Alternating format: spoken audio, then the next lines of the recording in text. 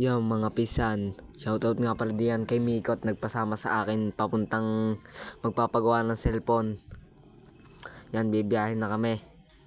OTW sa may kapihan nga pala kami pupunta sa tropa namin, si Gian Carlo Belga. Yan nga pala, tinatawagan na. Tinatawagan na kung saan kami pupunta.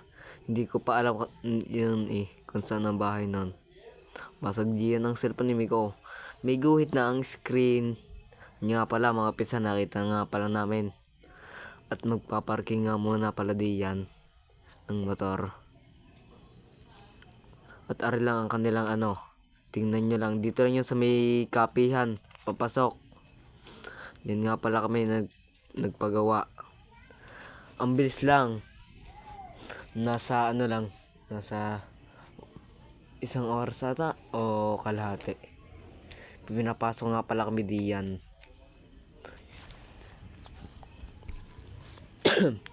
At ako'y naupo diyan. Yun, nilabas na ni Miko ang kanyang binili siya Shopee na screen. At ang gagawa nga po pala dyan yung si Gian Carlo Belga. Yan na po, yan na, naggagawa na po. Ayun po yung ang daming pinapagawa sa papa niya. Ang dami pong pinapagawa sa tatay ni Belga. Ang dami. Pinagmayabang pa yung points niya. Pinagmamayabang Pinapakita pa 100,000 daw. Huwag kang mayabang tutoy. Ayun na nga po pala Iba pong cellphone ang ginagawa niyan. Ang dami pong nakapilang cellphone.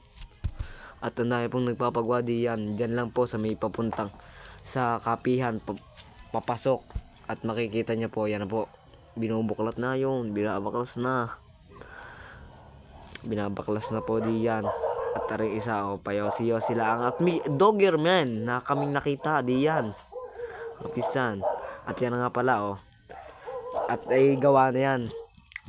Testing pa yan, buksan mamaya.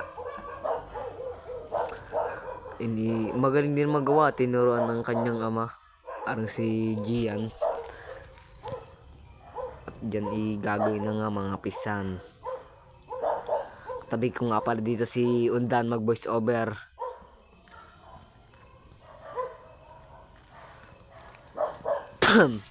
Tinatamad na mag voice over na nga pala ikakabit na mga pisan. Ay iyo mga pisan. At tawang-tawa dito si Undan, katabi ko ikakabit na nga pala dyan mga pisan. Magaling din magawa yan si Gian Carlo Belga. Tagaw-gawa rin niya ng LCD.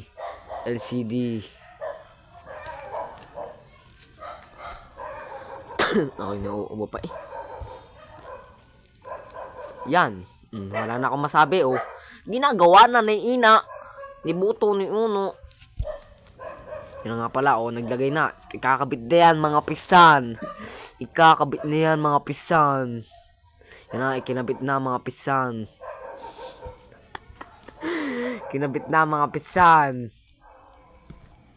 Yan nga pala Kakabit na yan. Bubuksan na yan mamaya mga pisan. Yan na bubuksan yan mga pisan bukas na. Ganun lang tunog magbukas ng mga pisan ididikit na nga pala yan dyan sa basta di yan hindi ko na alam yan itinaob boom yan na, dinikit na nga baga mga pisan. Yan na binuksan namin ni Miko yan na, tapos na mga pisan. Kami pauwi na diyan binuksan na ayun na nga mga pisan. Binuksan yung sirang LCD pinakita pa ni Miko. Hanggang dito na lang mga pisan. Bye bye, love you.